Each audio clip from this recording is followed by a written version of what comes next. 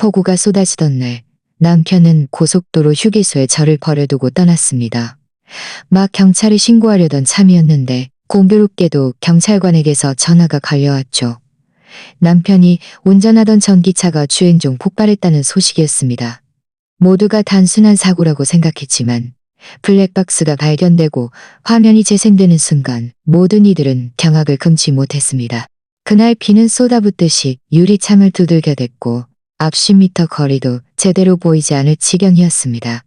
저는 조수석에 앉아 남편 김민준 씨를 위해 준비한 보온병을 들고 있었습니다.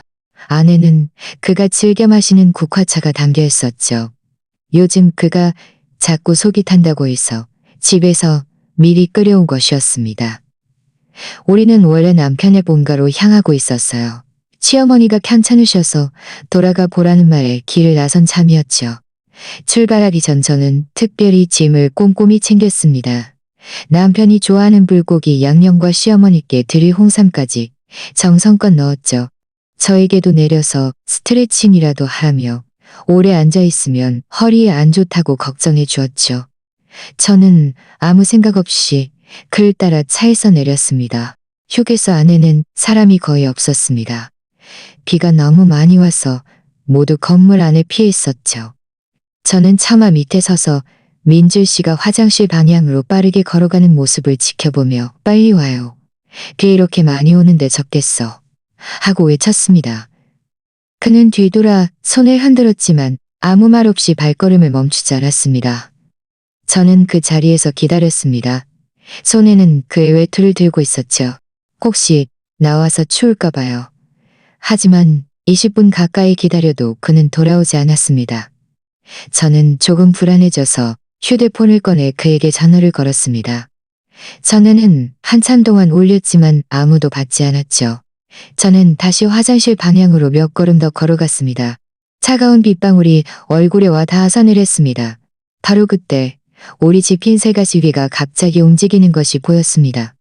바로 그때 우리 집 흰색 가시비가 갑자기 움직이는 것이 보였습니다. 처음에는 민준 씨는 것이 보였습니다. 그 순간 제 머릿속이 멍해졌습니다. 손에 들고 있던 외투가 바닥에 떨어졌죠. 저는 길가로 뛰어가며 김민준, 차 세워. 나를 버리고 가는 거야. 하고 소리쳤습니다. 하지만 빗소리가 너무 커서 제 목소리는 완전히 묻혀버렸습니다.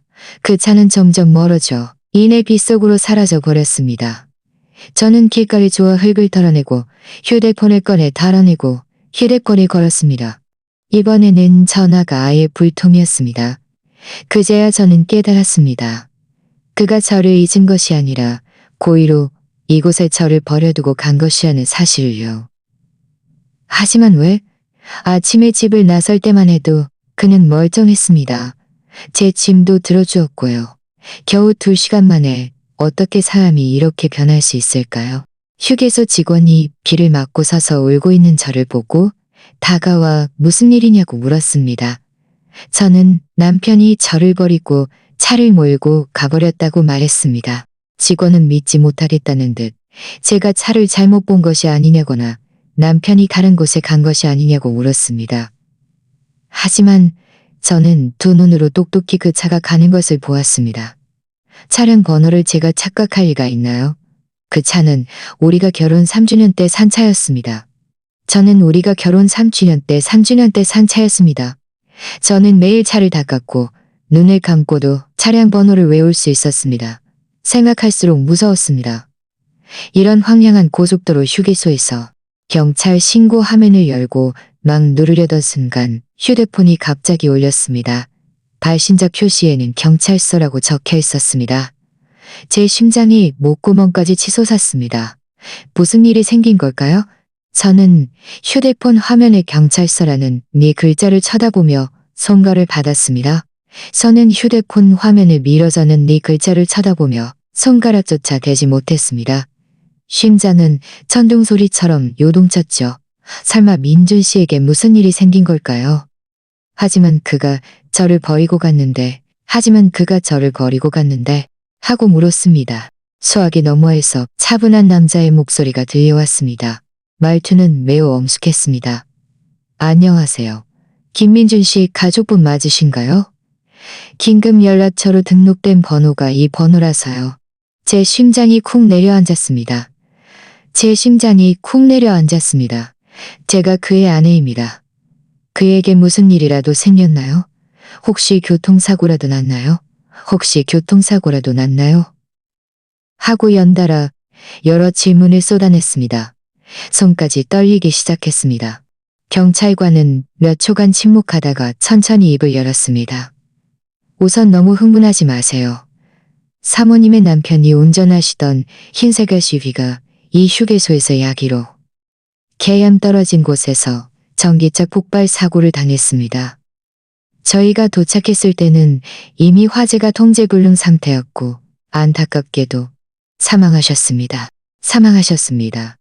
이 세 글자는 마치 무거운 망치처럼 제 심장을 강하게 내리쳤습니다. 저는 그 자리에서 멍해져 꼼짝도 할 수 없었습니다. 빗물은 여전히 머리카락을 타고 흘러내렸지만 저는 조금도 추위를 느끼지 못했습니다. 입을 벌려 뭔가 말하려 했지만 목구멍이 막힌 것처럼 아무 소리도 나오지 않았습니다. 수화기 너머에서 경찰관이 몇 번 더 저를 불렀습니다. 사모님, 듣고 계신가요? 지금 어디에 계십니까? 이쪽으로 오셔서 진술에 협조해 주시고 후속 주시고 후속 절차를 처리해 주시고 후속 절차를 처리해 주셔 후속 처리해 주셔야 합니다. 한참 후에야 저는 제 목소리를 되찾을 수 있었습니다. 목소리는 심하게 떨렸습니다. 저는 아직 그 휴게소에 있어요. 경찰관은 구체적인 사고 원인은 아직 조사 중이며 현재로서는 전기차 배터리 고장으로 인한 폭발로 추정되지만 추가 확인이 필요하다고 말했습니다. 우선 안전한 곳으로 가세요. 저희가 차를 보내 모시러 갈 수도 있고 직접 오셔도 됩니다. 저희는 사고 현장 근처의 경찰서에서 기다리겠습니다. 저는 전화를 끊고 휴게소의 벤치에 주저앉았습니다. 눈물이 멈추지 않고 흘러내렸죠. 옆에 있던 직원이 저를 보고 다시 다가와 무슨 일이냐고 물었습니다. 저는 경찰관의 말을 그에게 그대로 전했고 그 역시 깜짝 놀라 극히 뜨거운 물 한 잔을 가져다 주며 몸을 녹이라고 했습니다. 저는 뜨거운 물잔을 들고 있었지만 손은 여전히 얼음장처럼 차가웠습니다. 머릿속은 뒤죽박죽이었습니다. 한편으로는 어떻게 그렇게 잔인하게 사람이 어떻게 그렇게 잘하니 어떻게 그렇게 한순간에 사람이 어떻게 그렇게 다른 한편으로는 어떻게 그렇게 사라질 수 있을까 하는 생각에 다른 한편으로는 어떻게 그럭저기 사라질 수 있을까. 저는 휴대폰을 꺼내 엄마에게 전화를 걸려 했지만 번호를 누르다가 다시 끊었습니다. 엄마는 심장이 약하셔서 이 소식을 들으면 충격을 받으실까봐 걱정되었죠. 그러다가 김민준 씨의 여동생 김진 씨에게 전화를 걸까 생각했습니다. 그들 남매는 사이가 좋지 않았지만 저는 억지로 용기를 내었으니까요. 이 일은 결국 숨길 수 없는 일이었으니까요. 하지만 평소 지은 날카롭고 긴정거리는 모습을 생각하니 조금 망설이는 모습을 생각하니 지은 씨의 목소리에는 짜증이 섞여 있었습니다. 여보세요? 형님, 무슨 일이에요? 저 지금 바쁜데. 저는 코를 훌쩍이며 최대한 침착하게 말했습니다. 지은아, 네 오빠가 사고를 당했어. 경찰관이 방금 나한테 전화해서 차가 폭발해서 오빠가 사망했다고 하더라. 수화기 너머는 몇 초간 침묵했습니다. 그러더니 지은 씨의 날카로운 비명 소리가 들려왔습니다. 뭐요? 우리 오빠가 죽었다고요. 말도 안 돼. 형님, 오빠랑 시어머니 보러 본가 가는 길 아니었어요? 어떻게 그런 일이 생겨요? 혹시 나한테 거짓말하는 거죠? 그녀의 울음소리를 듣자 제 마음도 더 아팠습니다. 거짓말하는 거 아니야. 경찰관이 나보고 가서 진술에 협조해달라고 했어. 나 아직 휴게소에 있어. 너, 지은 씨는 당연히 가야죠. 형님 거기서 기다려요. 제가 지금 바로 차 몰고 갈게요. 아무데도 가지 말고 제가 도착하면 얘기해요. 하고 말한 뒤 전화를 끊었습니다. 저는 벤치에 앉아 쏟아지는 비를 보며 마음이 복잡하고 아팠습니다. 앞으로 어떻게 해야 할지, 이 갑작스러운 사고가 정말 우연인지 아니면 다른 이유가 있는 건지 알 수 없었습니다. 지은 씨와의 전화를 끊고 저는 휴게소에서 1시간가량 더 기다렸습니다. 그때야 그녀가 빨간색 승용차를 몰고 달려오는 것이 보였습니다. 우리 오빠는요. 오빠한테 데려가 줍니다. 머리는 헝클어져 있었고 문은 빨갛게 부어 있었습니다. 그녀가 흔드는 바람에 머리가 어지러워져 저는 급히 그녀의 손을 붙잡았습니다. 지은아, 흥분하지 마. 경찰관이 이미 시신은 장례식장으로 옮겨졌다고 했어. 우리가 먼저 경찰서 가서 진술해야 오빠를 만날 수 있대. 지은 씨는 장례식장이라는 세 글자를 듣자마자 다리에 힘이 풀려 주저앉으려 했습니다. 저는 급히 그녀를 부축했고 우리는 둘 다 벤치에 주저앉아 한참 동안 끌어안고 우리가 조금 진정되자 지은 씨가 차를 몰아 경찰서로 향했습니다. 가는 길에 비는 좀 잦아들었지만 하늘은 여전히 먹구름이 잔뜩 낀 채였습니다. 차 안의 분위기는 숨막힐 듯 무거웠죠. 지은 씨는 운전하면서도 계속 울었습니다. 가 내 잘못이야. 어제 오빠를 본가에 가라고 했습니다. 하집니다. 엄마가 오빠 보고 싶어 한다고. 제가 빨리 가라고 재촉했잖아요. 이렇게 될 줄 알았으면 이렇게 될 줄 알았으면. 하지만 생각할수록 이상했습니다. 민준 씨는 항상 운전을 조심하는 편이었고 우리 차는 작년에 새로 바꾼 최신형 전기차였습니다. 살 때 영업사원이 가슴을 두드리며 안전하다고 장담했는데 어떻게 갑자기 폭발할 수 있을까요? 경찰서에 도착하자 이전에 저에게 전화했던 이 경미님이 문 앞에서 우리를 기다리고 있었습니다. 그는 40대 중반쯤으로 보였고 얼굴에 표정은 없었지만 말은 비교적 온화했습니다. 그는 우리를 안으로 안내하고 뜨거운 물 2잔을 따라주었습니다. 그리고는 테이블 위에 양식 몇 장을 놓았습니다. 우선 이 정보들을 작성해 주세요. 주로 김민준 씨의 기본 정보와 가족 연락처입니다. 다 작성하시면 사고의 초동 조사 결과를 말씀드리겠습니다. 저와 지은 씨는 눈물을 닦아가며 양식을 작성했습니다. 손이 떨려서 글씨가 여러 번 삐뚤어졌죠. 작성을 마치자 이 경미님은 양식을 거두어 우리 맞은편에 앉아 말했습니다. 양재 사고 현장 조사를 마쳤는데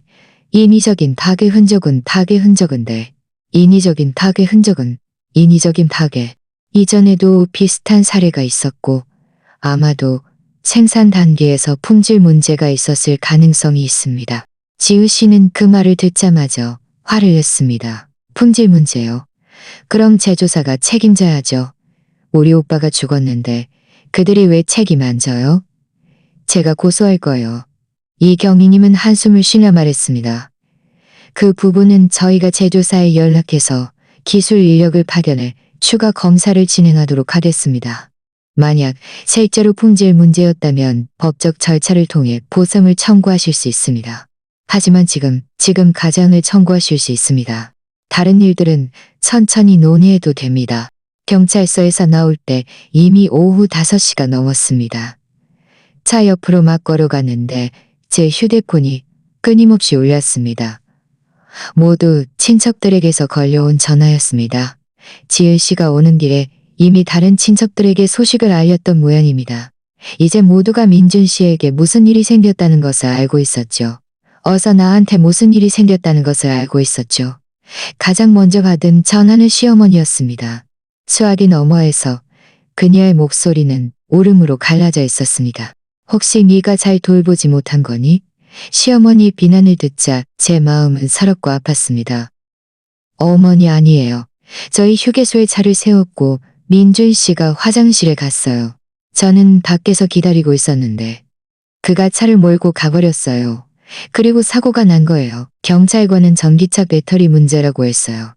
저랑은 아무 상관없어요.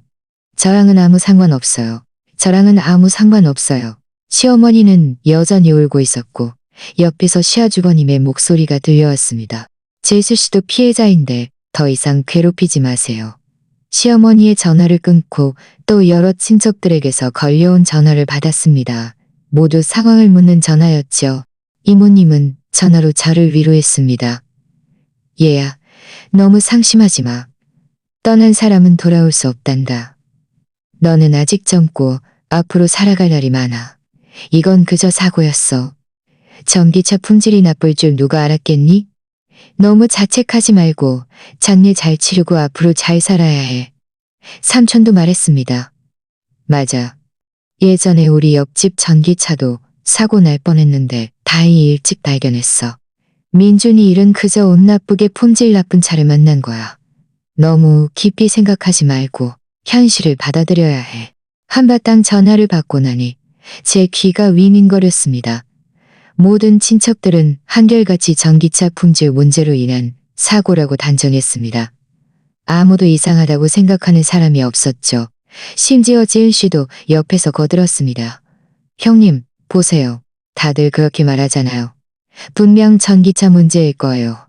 제조사가 오면 우리가 꼭 큰 돈을 받아내야 해요. 우리 오빠가 헛되이 죽게 할 순 없어요. 저는 지은 씨를 보다가 휴게소에서 민준 씨의 모습을 떠올렸습니다. 마음속 의심은 점점 깊어졌죠. 정말 사고라면 그는 왜 갑자기 저를 버리고 갔을까요? 그때 그의 표정은 너무나도 평온했습니다. 사고가 날 사연처럼 보이지 않았죠. 생각할수록 이 안에 분명 문제가 있다고 느껴졌지만 저에게는 증거가 없었습니다. 이틀 동안 저와 지은 씨는 민준 씨의 장례를 치르느라 바빴습니다. 시어머니는 충격으로 인해 계속 침대에 누워 울기만 하셨고 식사도 거의 하지 않으셨습니다. 저는 매일 가서 물을 떠다 드리고 약을 챙겨드려야 했습니다. 온몸이 쑤시고 부서지는 것 같았죠.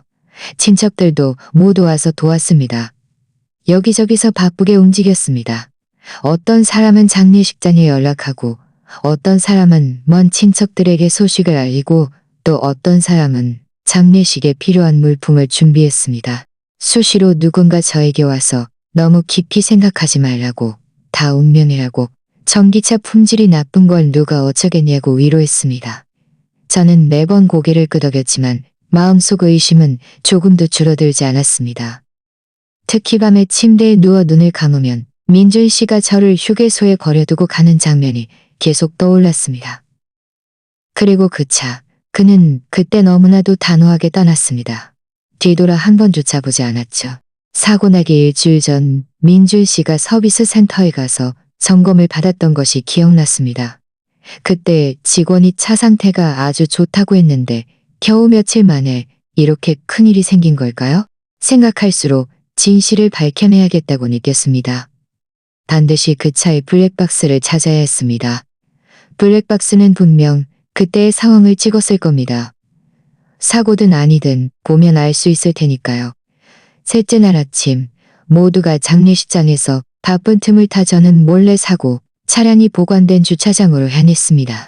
이전에 경찰관이 사고 차량은 제조사에서 검사 인력이 올 때까지 이곳에 임시 보관될 것이라고 말했었죠. 저는 주차장 관리인 아저씨를 찾아가 상황을 설명하고 차 안에 블랙박스가 있는지 확인하고 싶다고 말했습니다. 아저씨는 처음에는 경찰관의 허락 없이는 함부로 사고 차량을 보여줄 수 없다고 거절했습니다. 저는 간부로 사고 차량을 보여줄 수 없다고 거절했습니다.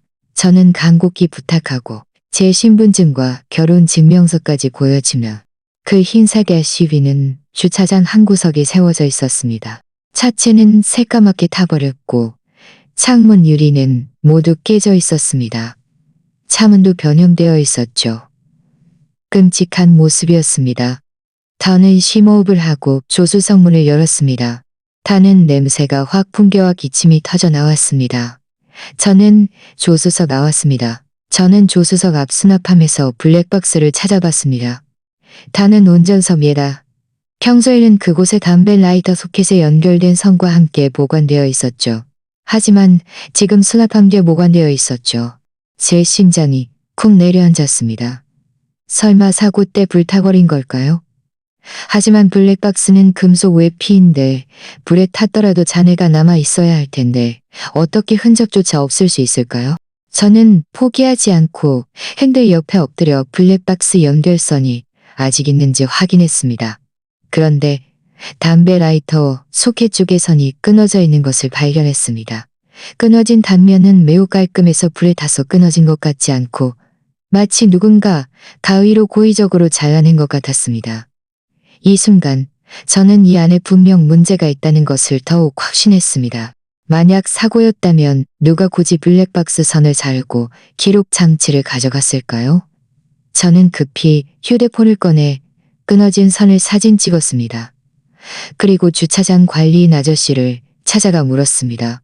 아저씨, 이 차가 사고 현장에서 이곳으로 견인된 이후로 혹시 누가 다녀간 적 있나요? 예를 들면 왔었어요. 뭐 좀 가져갈 게 있다고 하더라고요. 아저씨는 생각에 잠기더니 말했습니다.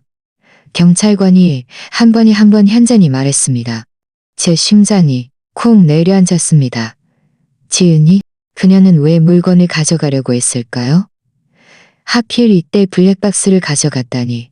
저는 더 이상 묻지 않고 아저씨께 감사 인사를 한 뒤 급히 주차장을 떠났습니다. 차에 앉아있자 머릿속이 복잡했습니다. 지은이는 왜 블랙박스를 가져갔을까요? 혹시 그녀가 뭔가 알고 있는 걸까요? 연이 있는 걸까요? 설마 민준 씨의 죽음과 그녀가 관련이 있는 걸까요? 생각할수록 무서웠지만 감히 드러낼 수 없었습니다. 만약 제가 확실한 증거도 없이 지은이를 의심한다면 친척들은 분명 제가 터무니없는 소리를 한다고 말할 것이고 심지어 시어머니마저 저에게 등을 돌릴지도 모릅니다. 저는 우선 아무것도 모르는 척, 블랙박스가 사라진 사실을 모르는 척하고 지은이가 앞으로 어떻게 하는지 지켜보기로 했습니다. 만약 그녀가 정말 문제가 있다면 분명 꼬리를 잡힐 테니까요. 장례식장으로 돌아오자 지은 씨는 몇몇 친척들과 장례 절차를 논의하고 있었습니다. 제가 돌아오는 것을 보고 그녀는 급히 다가와 물었습니다. 형님, 어디 갔었어요? 다들 형님 찾았어요. 저는 그녀의 얼굴을 보며 아무 표정 없이 말했습니다. 방금 주차장에 가서 우리 차를 보고 왔어. 혹시 쓸만한 게 있나 싶어서 봤는데 아니 너무 심하게 타서 아무것도 남은 게 없더라. 지은 씨의 눈빛이 살짝 흔들리더니 급히 말했습니다. 정말 너무 심하게 탔더라고요. 네, 정말 너무 심하게 탔더라고요. 남은만 아무것도 없어요. 이제 더 보러 가지 마세요. 남은만 아프니까요. 저는 고개를 끄덕이며 지은이가 어디에 숨겼든 저는 반드시 찾아내서 그 안에 무엇이 녹화되어 있는지 확인해야 했습니다. 김민준 씨의 장례를 마치자 친척들은 점차 흩어졌습니다. 집에는 저와 시어머니만 남았습니다. 시어머니는 여전히 예전처럼 하루 종일 침대에 누워 아무 말도 하지 않으셨고 식사도 거의 하지 않으셨습니다. 저는 그저 다양한 반찬을 만들어 드리고 몇 숟갈이라도 드시라고 권할 수밖에 없었습니다. 며칠 동안 지은 씨는 매일 찾아왔습니다. 한편으로는 집안일을 돕고 다른 한편으로는 집안일을 돕고 누구보다도 정성스러운 모습이었습니다. 하지만 저는 그녀를 볼 때마다 주차장 관리인 아저씨의 말과 끊어진 선을 떠올렸습니다. 그녀의 웃음이 너무나도 가식적으로 느껴졌습니다. 저는 계속 생각했습니다. 블랙박스를 어디에 숨겼을까? 그녀는 혼자 작은 오피스텔에 살고 있으니 혹시 그 집 안에 숨겨둔 것은 아닐까? 하지만 어떻게 그 집으로 가서 찾아볼 수 있을까요? 대뜸 가서 블랙박스를 찾아볼 수 있을까요? 기회는 생각보다 빨리 찾아왔습니다. 이날 아침 지은 씨가 시어머니께 아침 식사를 가져다 드리러 왔다가 문에 들어서자마자 전화를 끊고 그녀는 급히 말했습니다. 형님, 저 가게에 급한 일이 생겨서 빨리 가봐야 할 것 같아요. 어머니는 형님이 잘 부탁드려요. 제 마음이 움직였습니다. 저는 급히 말했습니다. 급할 것 없어. 가게 일이 중요하지. 여기는 내가 있으니 걱정 말고 다녀와. 문을 나서려던 순간 그녀는 갑자기 멈춰서 저를 돌아보고 또 테이블 위에 놓인 열쇠를 보더니 잠시 망설이다가 문을 열고 나갔습니다. 저는 그녀의 뒷모습을 보며 심장이 쿵쾅거렸습니다. 그녀가 평소 집 예비 열쇠를 현관 신발장에 넣어두는 습관이 있다. 예전에 넣어두는 습관이 있다는 것을 알고 있었습니다. 예전에 그녀가 우리 집에 물건을 빌리러 왔다가 열쇠를 안 가져왔을 때, 제가 그녀의 집으로 가서 가져왔을 때, 저는 시어머니 방문 앞으로 가서 안에서 시어머니의 기침 소리가 들리자 급히 방으로 들어가 물었습니다. 어머니, 괜찮으세요? 물 한 잔 드릴까요? 시어머니는 고개를 젓고 눈을 감은 채 아무 말도 하지 않으셨습니다. 저는 이불을 잘 덮어드리고 조용히 문을 닫았습니다. 그리고 제 가방을 들고 재빨리 현관으로 가서 신발을 갈아 신고 지은 씨 집 방향으로 걸어갔습니다. 지은 씨 집은 우리 집에서 멀지 않아 걸어갔습니다. 누군가 저를 쳐다보는 것 같은 느낌이 들어 몇 걸음 걷다가 뒤를 돌아보곤 했습니다. 혹시라도 들킬까가 두려웠죠. 지은 씨 집 건물 아래에 도착하자 저는 심호흡을 하고 건물 안으로 들어가 그녀의 집 문을 찾았습니다. 그리고 신발장 맨 아래 칸에서 예비 열쇠를 꺼냈습니다. 열쇠를 자물쇠에 꽂을 때 제 손은 떨렸습니다. 몇 번 돌린 후에야 문이 열렸습니다. 집 안의 가구는 매우 단출했습니다. 거실에는 소파와 커피 테이블이 놓여 있었고, 커피 테이블이 놓여 있었습니다. 저는 시간을 지체할 수 없어 급히 블랙박스를 찾기 시작했습니다.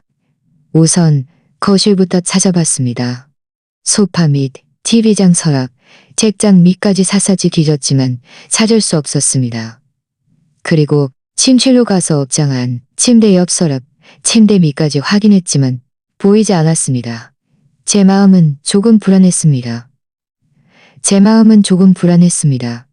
제 마음은 조금 불안했습니다. 설마 집에 숨겨두지 않은 걸까요? 막 부엌으로 가려던 순간 그녀의 집의 베란다 옆에 창고가 있다는다 옆에 안에는 상자와 낡은 옷들이 어지럽게 쌓여 있었습니다. 저는 바닥에 쪼그리고 앉아 상자를 하나씩 뒤졌습니다. 세 번째 상자를 뒤지던 중 갑자기 딱딱한 물건이 손에 닿았습니다. 제 심장이 쿵쾅거렸습니다. 급히 상자 안에 낡은 옷들을 치우자 과연 그 검은색 블랙박스막에 뒤져 충전기와 데이턱스가 보였습니다. 저는 너무 기뻐서 소리 지르거나 확인해보니 화면에 약간의 긁힘이 해보니 막 나가려던 순간 갑자기 문에서 열쇠로 문을 여는 소리가 들렸습니다. 제 심장이 쿵 내려앉았습니다.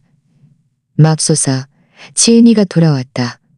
저는 급히 창고 문을 닫고 문 뒤에 숨어 숨을 죽였습니다. 밖에 움직임을 주시했죠. 누구세요? 왜 문이 잠겨 있지 않지? 지은 씨의 목소리가 들려왔습니다. 의아함이 섞여 있었죠. 저는 너무 놀라 심장이 튀어나올 것 같았습니다. 머릿속으로 어떻게 해야 할지 빠르게 깁니다. 그녀가 신발을 벗는 소리가 들렸고 거실로 가는 것 같았습니다. 뭔가 뒤지는 것 같았죠. 잠시 후 그녀는 다시 베란다 쪽으로 가는 것 같았습니다. 창고로 가려는 듯 보였습니다. 저는 급히 창고 안쪽으로 겉으로 가 낡은 상자 더미 뒤에 숨었습니다. 바로 그때 제 휴대폰이 갑자기 울렸습니다. 조용한 창고 안에서 벨소리가 유난히 크게 울렸죠. 저는 급히 휴대폰을 붙잡고 무음으로 눌렀지만 이미 늦었습니다. 지은 씨의 발걸음 소리가 창고 문 앞에서 멈췄습니다. 누구세요? 안에 누구 있어요? 지은 씨의 목소리에는 경계심이 섞여 있었고 이어서 문이 열리는 소리가 들렸습니다.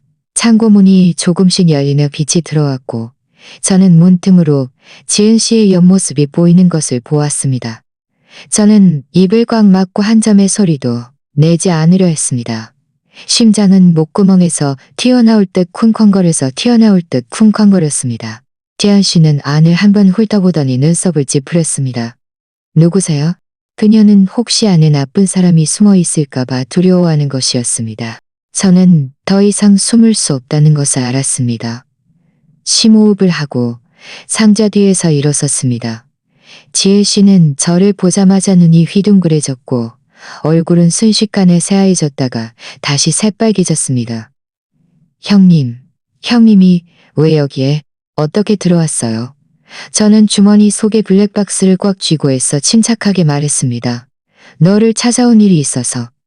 문을 한참 두드렸는데 아무도 없었고 문이 잠겨있지 않아서 들어왔었고 문이 잠겨있지 않아서 지은 씨의 눈빛은 제 주머니로 향했고 말투는 날카로워졌습니다. 나를 찾아올 일이 뭐가 있다고 하필 내 창고에서 기다려요? 혹시 뭐 찾고 있는 거 아니에요? 그녀는 말하면서 저에게 다가와 제 주머니를 뒤지려 했습니다. 저는 급히 한 걸음 뒤로 물러서서 그녀의 손을 피했습니다. 그녀의 손을 피해 수를 찾고 있어는 피했습니다. 뭐 하는 거야? 나는 그냥 바람 피하려고 들어온 거야. 터무니없는 소리 하지 마. 터무니없는 소리 하지 마. 제가 가져간 걸 눈치챘죠? 그녀의 말이 나오자마자 저는 블랙박스가 그녀가 고의적으로 숨긴 것이라는 것을 확신했습니다. 저는 더 이상 연기하지 않고 주머니에서 블랙박스를 꺼내 손에 들고 말했습니다. 그래, 나는 이걸 찾으러 왔어. 너는 왜 이걸 숨겼니? 혹시 아내남에게 보여줄 수 없는 것이라도 있는 거야? 지을 씨는 제 손에 들린 블랙박스를 보자 눈이 빨개졌습니다. 저에게 달려들어 빼앗으려 했습니다. 내놔요. 그건 우리 오빠 물건인데 왜 형님이 가져가요? 저는 블랙박스를 꽉 쥐고 그녀와 실랑이를 벌였습니다. 창고 안은 좁고 물건들로 가득 차 있어서 우리는 몇 개의 상자를 넘어뜨렸고 낡은 옷들이 바닥에 흩어졌습니다. 지은 씨의 힘이 저보다 세서 제 손목을 붙잡았고 아파서 눈물이 나올 뻔했습니다. 줄 거야? 안 줄 거야? 안 줄 거야? 지은 씨는 소리치며 다른 손으로 블랙박스를 빼앗을 거야. 바로 그때 제 휴대폰이 다시 울렸습니다. 바로 그때 전혀 다시 울렸습니다. 이번에는 시어머니에게서 걸려온 전화였습니다. 이 블랙박스는 내가 꼭 가져가야겠어. 만약 그 안에 떳떳하지 못한 게 없다면 왜 그렇게 긴장하는 거야? 지은 씨는 제가 밀친 바람에 바닥에 주저앉아 화가 나서 발을 동동 굴렸습니다. 가만히 있어. 그 블랙박스 두고 가. 안 그러면 가만 안 둘 거야. 저는 가만 안 둘 거야. 저는 뒤돌아보지 않고 집으로 내달렸습니다. 제 가방을 움켜쥐고 현관문으로 뛰어가 문을 열고 밖으로 달려 나왔습니다. 뒤에서 지을 씨가 기다려.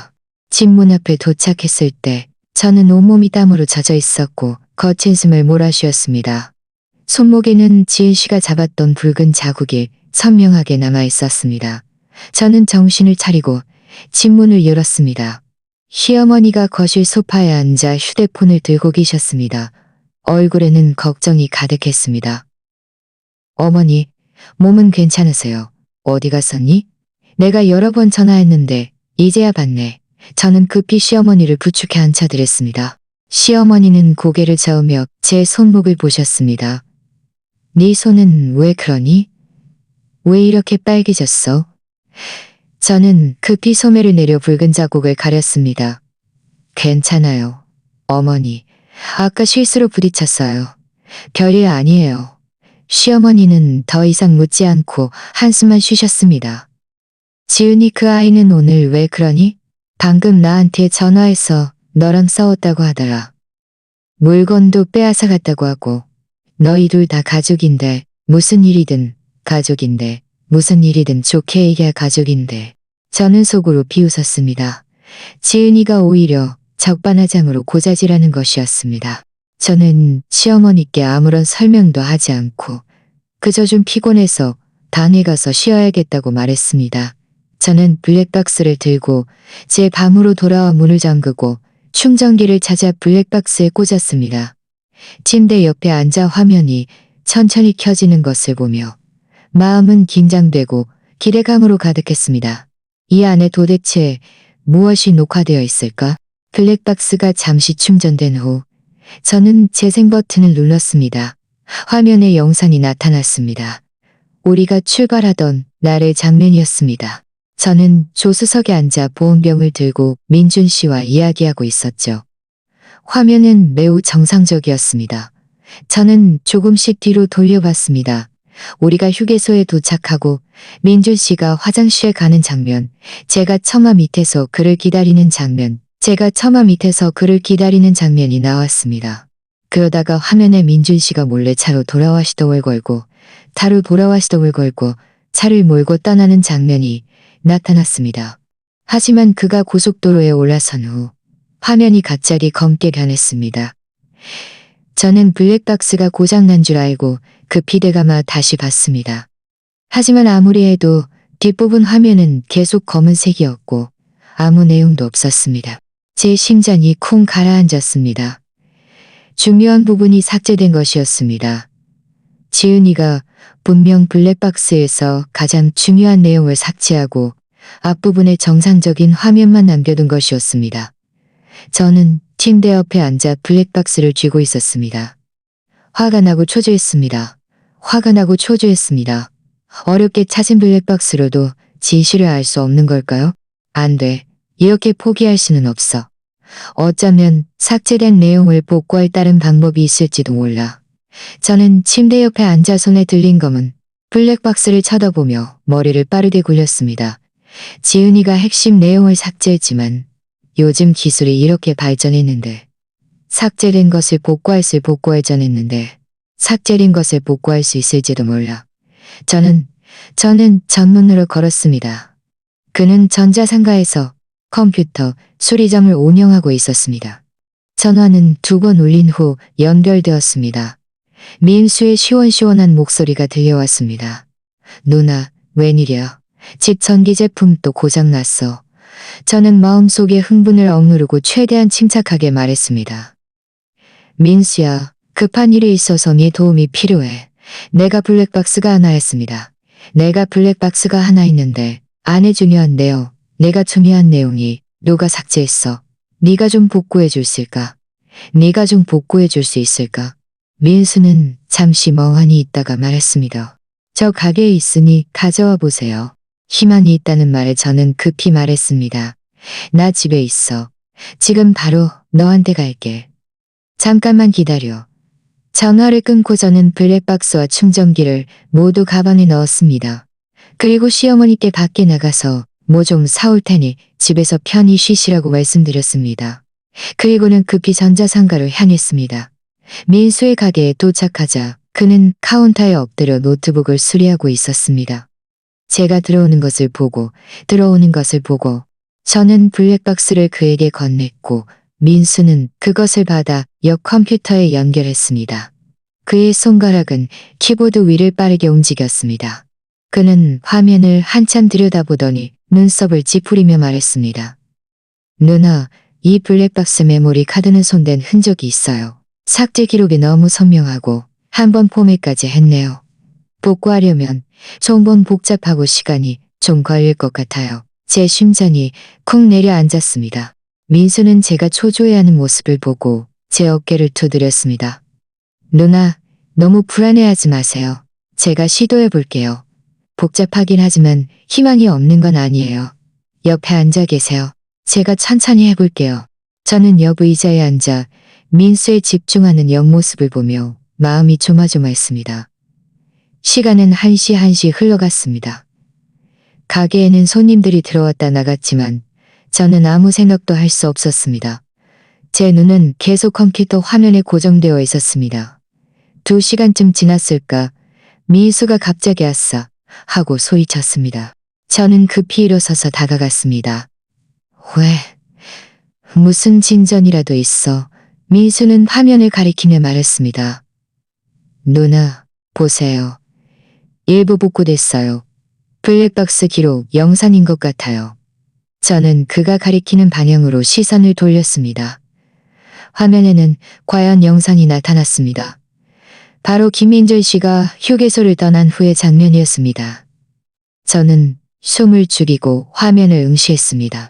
영상 속에서 민준 씨는 차를 몰고 고속도로를 달리고 있었습니다. 비는 여전히 내리고 있었죠. 그는 차를 비상 차선에 세우고 멈췄습니다. 이어서 그는 조수석 수납함에서 검은 봉투를 꺼냈습니다. 봉투 안에는 놀랍게도 몇 개의 생수병이 들어 있었습니다. 병 안에는 투명한 액체가 담겨 있었는데 휘발유처럼 보였습니다. 제 심장이 쿵 내려앉았습니다. 그가 휘발유를 들고 뭘 하려는 거지? 우리 차는 전기차인데 휘발유는 전기차인데 휘발유는 전혀 불을 붙여 배터리, 불을 붙였는데 휘발유는 전혀 필요 없잖아. 민준 씨는 생수잔에 불꽃이 솟아올랐습니다. 그 안에 휘발유를 차의 배터리, 부분에. 민준 씨는 급히 차 문을 닫고 비상차선 옆가드레일 밖으로 빠르게 뛰어가 휴대폰을 꺼내 뭔가 찍고 있었습니다. 몇 초도 지나지 않아 차 안의 불꽃은 더욱 커졌습니다. 펑 하는 굉음과 함께 차체가 격렬하게 불타기 시작했고 검은 연기가 뿜어져 나왔습니다. 민준 씨는 멀리서 불타는 차를 바라보고 있었습니다. 그의 얼굴에는 조금의 당황함도 없었고 오히려 이상하리만치 평온한 표정이었습니다. 이 장면을 보자 제 온몸에 피가 식는 것 같았습니다. 손발이 얼음장처럼 차가웠고 몸이 떨렸습니다. 민수가 급히 저를 부축했습니다. 누나, 괜찮아요? 이거 사고가 아니에요. 형부가 직접 불을 지른 거예요. 제 입술이 파르르 떨렸습니다. 눈물이 한순간에 쏟아져 내렸습니다. 그가 그렇게 해야만 했을까? 왜 그렇게 해야만 했을까? 왜 자살을 한 거야? 민수는 한숨을 쉬며 말했습니다. 우선 너무 흥분하지 마세요. 뒤에 영상이 더 있는데 보시겠어요? 저는 고개를 끄덕였습니다. 민수는 이어서 뒷부분 영상을 지도겼습니다. 그는 그때 화장실을 이용하지 않고 칸막이 안에 숨어 누군가에게 전화를 걸고 있었습니다. 수화기 너머의 사람이 뭐라고 말하는지는 들리지 않았지만 민준 씨의 목소리는 들을 수 있었습니다. 네, 이미 그를 휴게소에 버려두고 왔어. 잠시 후 계획대로 할게. 그쪽은 준비됐지? 보험 문제는 절대 차질 없어야 해. 호험? 제 심장이 쿵 하고 울렸습니다. 설마 그가 차에 불을 지른 것이 보험금을 타기 위한 것이었을까요? 그렇다면 그가 전화한 사람은 누구일까? 혹시 지은이일까? 바로 그때 제 휴대폰이 울렸습니다. 지은이에게서 걸려온 전화였습니다. 휴대폰 화면에 지은이라는 두 글자를 보며 저는 분노와 화로 가득 찼습니다. 그녀가 과연 이 일과 관련이 있었던 것입니다. 저는 심호흡을 하고 통화 버튼을 눌렀습니다. 최대한 침착하게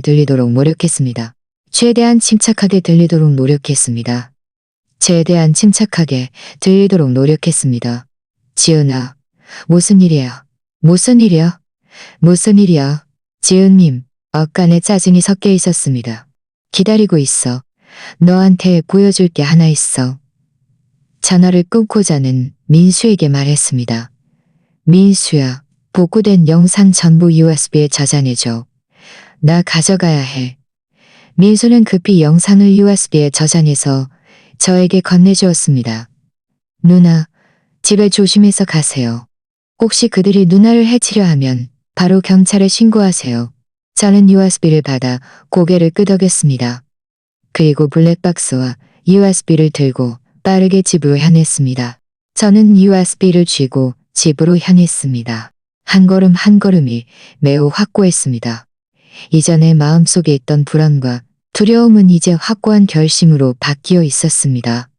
저는 반드시 지은이와 그 배우의 사람들이 자신들의 행동에 대한 대가를 치르게 할 것입니다. 집 문 근처에 다다르자 복도 입구에 여러 대의 전동 스쿠터가 세워져 있는 것이 보였습니다. 저는 속으로 비웃었습니다.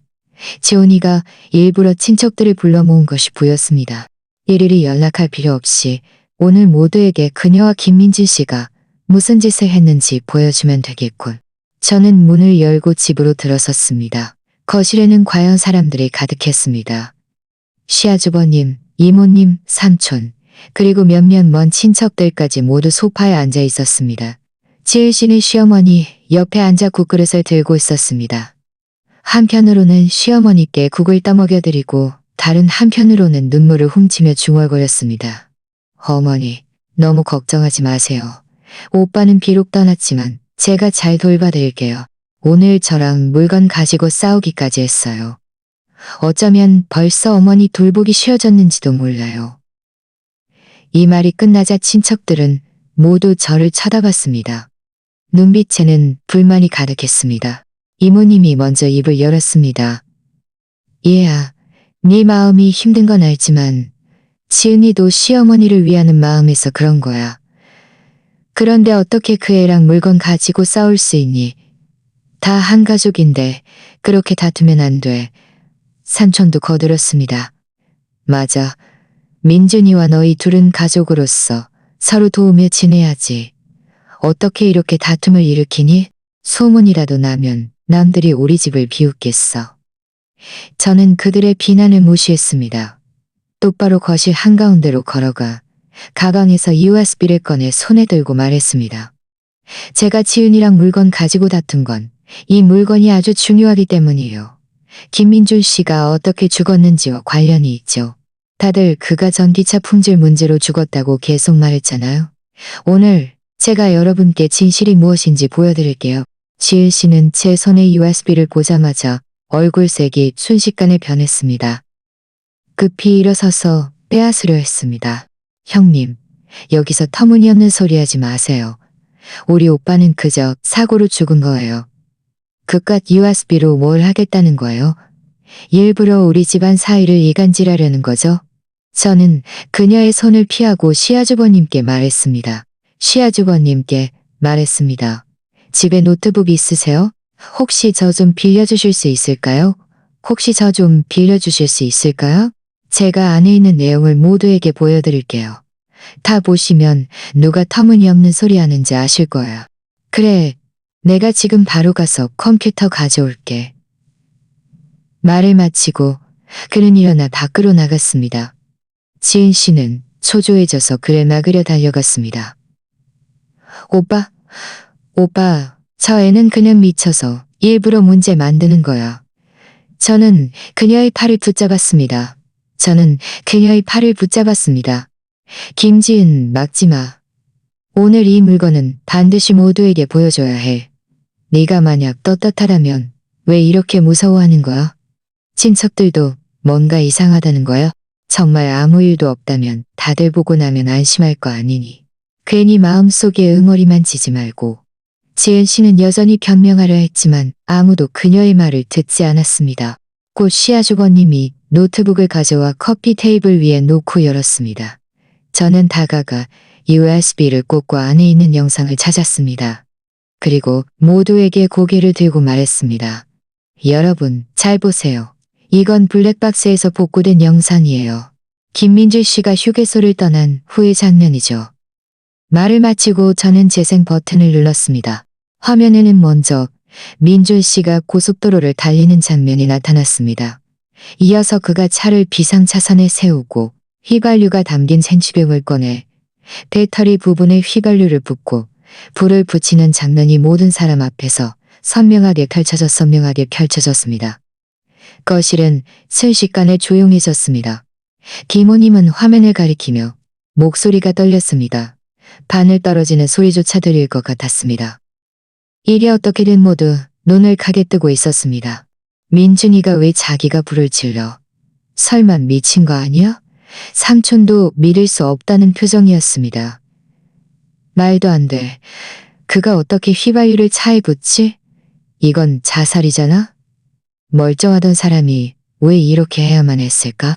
지은 씨는 옆에 서서 얼굴이 새하얗게 질려 온몸이 떨렸습니다. 아무 말도 할 수 없었죠. 저는 멈추지 않고 뒷부분 영상을 계속 재생했습니다. 민준 씨가 휴게소 화장실에서 전화하는 장면이었습니다. 그들이 이미 그를 휴게소에 버려두고 왔어. 잠시 후 계획대로 할게. 그쪽은 준비됐지? 보험 문제는 절대 차질 없어야 해. 라고 말하는 것을 듣자 거실은 완전히 뒤집혔습니다. 시아주버님은 벌떡 일어서서 지은 씨를 가리키며 말했습니다. 지은아, 네가 전화로 말한 게 너지? 너희들이 대체 무슨 꿍꿍이를 꾸민 거야? 무슨 보험 문제 말이야? 지은 씨는 너무 놀라 다리에 힘이 풀려 바닥에 주저앉았습니다. 울면서 말했습니다. 엄마, 아무 상관없어요. 시어머니는 소파에 앉아 화는 아무 상관없어요. 저와 지혜 씨는 동시에 소리치며 급히 달려가 그녀를 부축했습니다. 친척들도 당황했습니다. 어떤 사람은 인중을 누르고 어떤 사람은 급히 물을 가져왔습니다. 잠시 후 시어머니는 천천히 정신을 차리셨습니다. 눈을 뜨고 저를 보시더니 눈물을 흘리셨습니다. 그가 어떻게 그렇게 어리석을 수 있어? 보험 사기까지 치다니. 이 집안에 무슨 짓을 한 거니? 저는 시어머니의 등을 토닥이며 위로했습니다. 그리고는 아직 바닥에서 울고 있는 지은 씨를 향해 차갑게 말했습니다. 김지은, 이제 무슨 할 말이 있어? 너와 김민준 씨가 공모해서 고엄 사기를 치고 심지어 나를 휴게소에 버려두고 나까지 사고 나게 하려고 했던 거지. 안 그래? 저는 바닥에 지은 씨를 노려봤습니다. 목소리는 얼음장처럼 차가웠습니다. 친척들도 모두 둘러섰습니다. 눈빛에는 분노와 의심이 가득했습니다. 그녀에게 설명을 요구했죠. 지은 씨는 여전히 울고 있었습니다. 그녀에게 설명을 요구했었습니다. 두 손으로 머리를 감싸고 계속 중얼거렸습니다. 시아주버님은 쪼그리고 앉아 그녀의 팔을 붙잡고 큰 소리로 물었습니다. 지은아, 그만 연기해. 우리 오빠가 전화로 말한 게 너잖아. 너희 둘이 대체 얼마나 많은 보험금을 타내려고 한 거야? 혹시 처음부터 다 계획했던 거니? 지혜 씨는 시아주버님의 손에 잡혀 아파서인지 갑자기 고개를 들었습니다. 눈물과 콧물이 뒤범벅된 얼굴로 울먹이며 말했습니다. 오빠가 저한테 부탁했어요. 집안에 빚이 너무 많아서 갚을 수 없다고. 그래서 이 방법을 생각한 거예요. 빚. 제 심장이 콩 하고 멈칫했습니다. 우리 집 살림이 아주 부유한 것은 아니었지만 빚을 질 정도는 아니었는데 김민준 씨는 저에게 빚이 있다는 말을 한 번도 한 적이 없었습니다. 얼마나 빚을 졌는데? 누구한테 빚을 졌는데? 누구한테 빚을 졌어? 나는 왜 모르고 있었지? 지은 씨는 저를 똑바로 쳐다보지 못하고 고개를 숙이며 말했습니다. 오빠가 밖에서 도박으로 5억 넘게 빚을 졌어요. 갚지 못하면 그들이 오빠 다리를 부러뜨리고. 도박? 저는 화가 나서 온몸이 떨렸습니다. 어쩐지 그가 요즘 항상 늦게 들어오고 가끔 방에 숨어서 전화 통화를 하더니 뭐 하냐고 물으면 그저 야근이라고 말했었죠. 그런데 알고 보니 도박을 하고 있었던 것입니다. 저는 그가 항상 살림을 꾸려가는 사람인 줄 알았는데 저 몰래 이런 짓을 하고 있었다니. 옆에서 듣고 있던 시어머니는 얼굴이 더욱 창백해졌습니다. 입술이 파르르 떨리며 말했습니다. 입술이 다르르 떨리며 말했습니다. 이런 왼수 같은 자식. 도박을 떨리며 말했습니다. 5억 넘는 돈을 언제 다 갚아? 하지만 빚을 졌다고 해도 이런 방법으로 해결하려 하면 안 돼. 이건 보험 사기이고 범죄라고. 삼촌도 말했습니다. 맞아. 자기 자신을 위해서 생각하지 않는다고 해도 가족들을 생각해야지.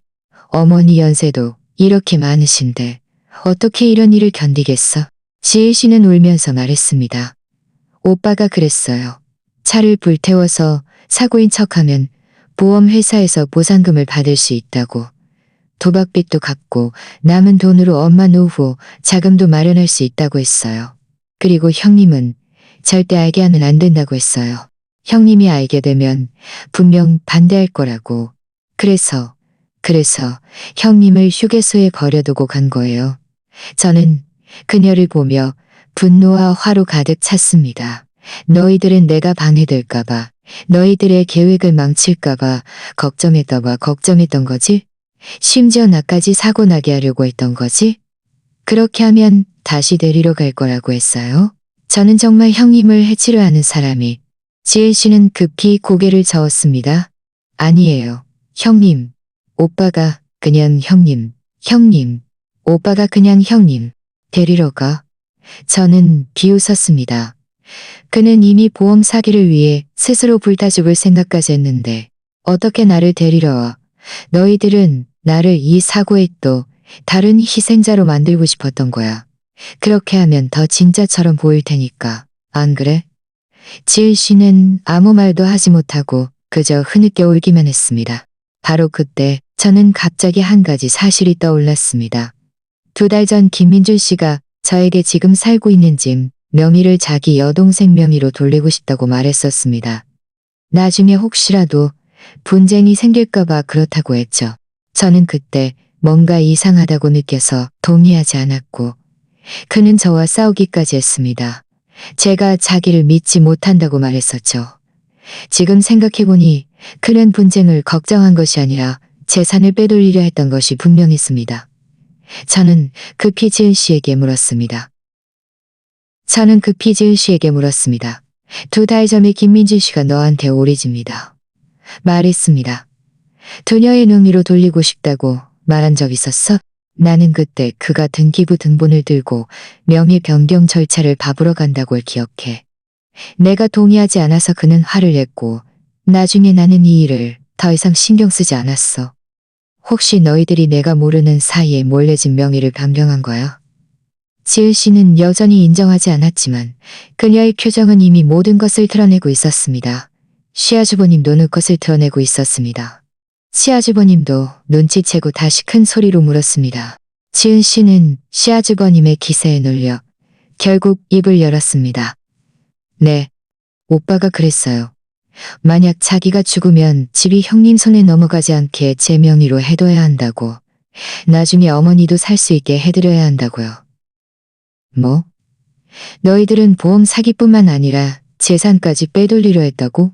저는 화가 나서 온몸이 떨렸습니다. 지은 씨를 가리키며 말했습니다. 지은아, 어떻게 그렇게 하지입니다. 그 집은 네 오빠랑 네 형님의 공동재산인데 어떻게 몰래 네 명의로 변경할 수 있어? 맞아. 이건 공범이야. 네 오빠의 보험 사기를 돕는 것뿐만 아니라 재산까지 빼돌리다니. 너 법 무서운 줄도 모르니? 어머니가 평소에 너를 제일 아끼셨는데 어떻게 그렇게 어리석게 이런 일을 할 수 있어? 지은 씨는 모두의 비난에 고개를 들지 못하고 바닥에 엎드려 더욱 심하게 울었습니다. 저는 그녀의 그런 모습을 보며 조금의 동정심도 느끼지 못했습니다. 저는 시어머니께 고개를 돌려 말했습니다. 어머니, 다 들으셨죠? 이게 바로 그들이 저지른 짓이에요. 보험 사기, 재산 빼돌리기, 심지어 저까지 해치려 했어요. 그들은 이 집안을 전혀 생각하지 않았어요. 시어머니는 눈물을 훔치며 고개를 끄덕이셨습니다. 그리고는 지은 씨를 보시며 실망한 목소리로 말했습니다. 지은아, 너 정말 나를 실망시켰구나. 민준이가 어리석다고 너까지 어리석게 따라했어. 너희들이 저지른 이 모든 일들이 감옥에 갈 일이라는 걸 알고 있니? 저는 감옥 가기 싫어요. 일부러 그런 거 아니에요. 오빠가 시킨 거예요. 저는 심호흡을 하고 마음속으로 이미 결정을 내렸습니다. 저는 휴대폰을 꺼내 모두에게 말했습니다. 이 일은 그냥 넘어갈 수 없어요. 그들이 보험 사기를 친 것은 범죄예요. 반드시 경찰에 신고해서 경찰이 처리하게 해야 해요. 그렇지 않으면 그들은 자신들이 얼마나 큰 잘못을 저질렀는지조차 모를 거예요. 지은 씨는 제가 경찰에 신고하려 하자 급히 기어와 제 바지가랑이를 붙잡고 울며 말했습니다. 진명에 다시 돌려놓을게요. 제가 모든 걸 경찰한테 말할게요. 제발 신고하지 마세요. 저 감옥 가기 싫어요. 저는 그녀의 손을 뿌리치고 차갑게 말했습니다. 이제 와서 잘못을 알면 뭐해? 너희들이 이런 짓을 할 때는 오늘이 올 거라고 생각 안 했니? 이 일은 반드시 경찰에 신고해야 해. 이건 원칙이 경찰에 신고해야 해. 이건 원칙 문제야. 타협할 수 없어. 말을 마치고 저는 더 이상 그녀를 보지 않고 휴대폰을 들어 저는 더 이상 김민준 씨가 도박빚을 갚기 위해 지은 씨와 공모하여 보험 사기를 치고 몰래 집 명의까지 변경했으며 심지어 지은 씨를 은폐하기 위해 저를 휴게소에 버려두었다는 사실을요. 이제 블랙박스의 핵심 영상이 복구되어 이것이 사고가 아니라는 것을 증명할 수 있다고 말했습니다. 경찰관은 전에 존명했습니다. 경찰관은 전화를 잠겼습니다.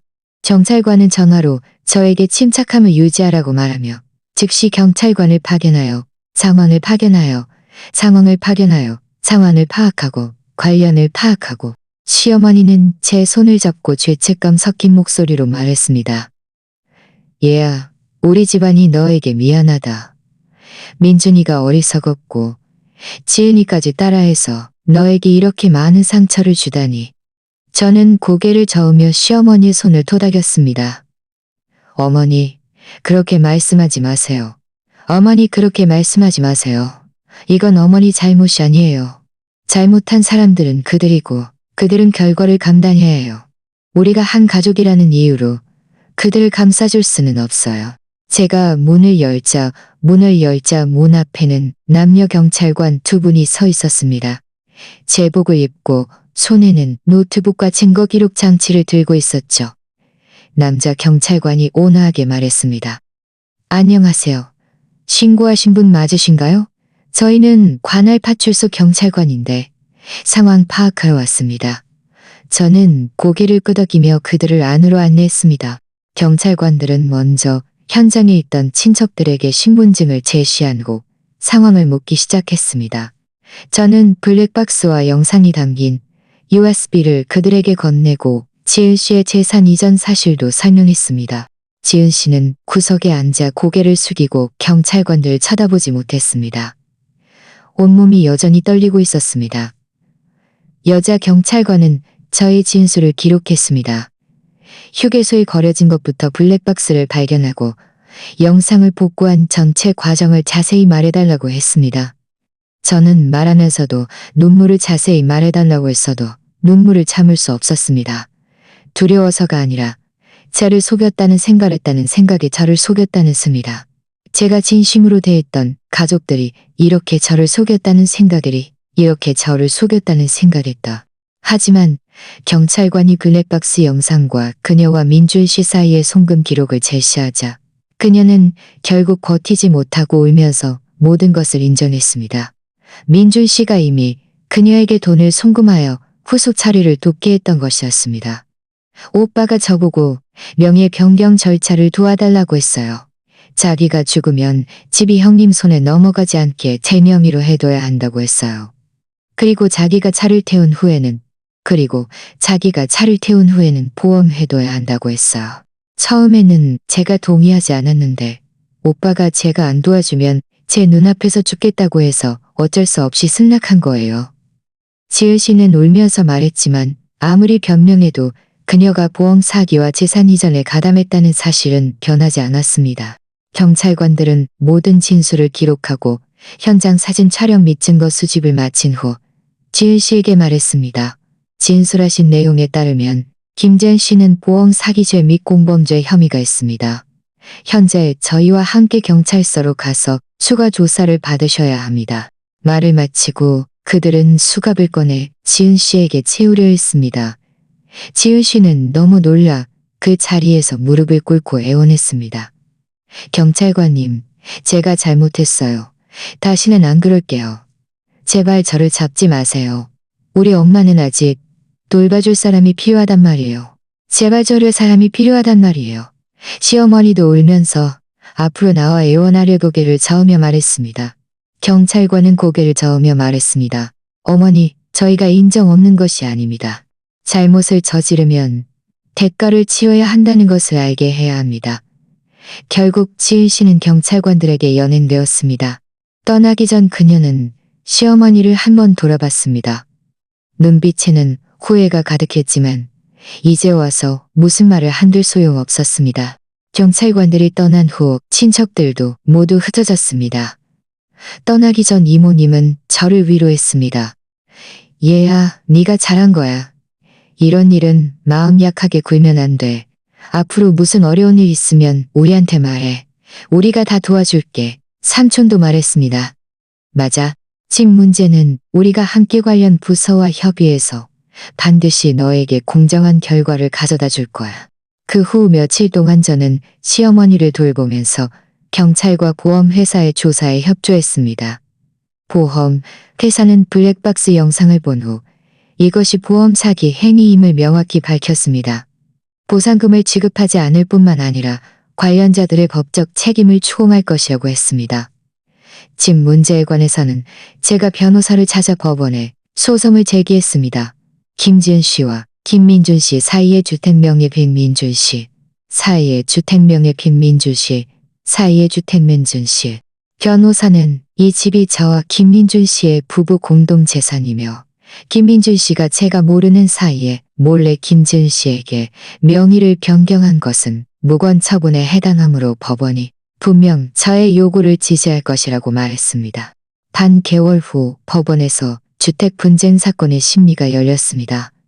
법원은 그 자리에서 이전의 명의 변경 절차를 취소하고 집을 다시 저희 소유로 돌려주라는 판결을 내렸습니다. 판결문을 받은 그날 저는 법원 문 앞에 서서 참았던 눈물을 터뜨릴 수밖에 없었습니다. 그동안의 서러움과 힘든 시간이 드디어 결실을 맺은 것이었습니다. 한 달이 더 지나 지은 씨의 사건도 결론이 났습니다. 그녀는 사건에서 종범에 해당하고 모든 범죄 사실을 자발적으로 자백했으며 뉘우치는 모습을 보였기 때문에 법원은 그녀에게 징역 2년의 집행유예 1년 그리고 벌금 5천만 원을 선고했습니다. 비록 형기가 길지는 않았지만 그녀에게는 완전히 실추되었습니다. 그녀에게는 깊은 교훈을 주었습니다. 법은 장난이 아니라는 것을 알게 해준 것이죠. 친척 친구들은 그를 언급할 때마다 고개를 저으며 한숨을 쉬었습니다. 사건이 지나간 후 저와 시어머니의 관계는 오히려 더 좋아졌습니다. 시어머니는 자신이 이전에 저를 오해했다는 것을 아시고 저에게 더욱 미안해하셨고 더욱 아껴주셨습니다. 그녀는 저에게 자주 말씀하셨습니다. 얘야, 이제 우리 둘이 잘 살자. 그 불행했던 일들은 다 잊어버리고. 저는 고개를 끄덕였습니다. 제 마음도 천천히 과거를 놓아주기 시작했습니다. 비록 이 경험이 저에게 많은 고통을 주었지만 저는 사람 마음의 복잡함을 알게 되었고 어려움을 겪을 때 나약하게 굴지 않고 법의 무기로 자신을 보호하는 방법을 배워야 한다는 것을 알았습니다. 이제 저는 집안을 새로 정리했습니다. 김민준 씨의 물건들은 모두 치웠습니다. 증오해서가 아니라 새로운 삶을 시작하고 싶었기 때문입니다. 매일 아침 저는 시어머니께 아침 식사를 차려드리고 직장에 나갑니다. 저녁에는 퇴근해서 집에 돌아와 시어머니와 이야기하고 TV를 봅니다. 비록 평범한 일상이지만 매우 안정적입니다. 가끔 저는 생각합니다. 만약 김민준 씨가 도박을 하지 않았더라면, 보험 사기를 생각하지 않았더라면 우리는 여전히 행복한 가족이었을까? 하지만 세상에 만약은 없습니다. 잘못을 저지르면 결과를 감당해야 합니다. 이것이 아마 사람들이 말하는 권선징악일 것입니다. 나쁜 사람은 결국 벌을 받고 좋은 사람은 반드시 자신만의 밝은 미래를 맞이할 것입니다. 오늘 이야기가 마음에 드셨다면 좋아요와 구독 부탁드립니다. 또 어떤 종류의 이야기를 보고 싶으신지 댓글로 여러분의 생각을 공유해주세요. 저희는 계속해서 새로운 이야기를 들려드리겠습니다.